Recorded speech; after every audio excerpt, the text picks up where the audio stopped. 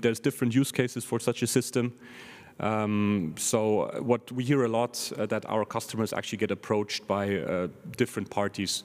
So they get approached and they need to confirm that they have been doing the maintenance of the streets, of course in winter and in summer. And so I was visiting, for example, a customer in Switzerland some time ago, and those customers, a municipality, they get approached often by the police in case of accidents. And basically the police calls them to check if the roads in the winter maintenance have been salted. And of course, with such a system, then it's very easily that you go in here, you look at the time frame which the accident happened, and you can prove very easily, as I said, that the roads have been salted before. So that's a very typical use case. A second typical use case we heard from a summer maintenance customer. So their customer reported that one of their sweepers was really driving around to 80 to 90% of their time. And so it was driving but not sweeping.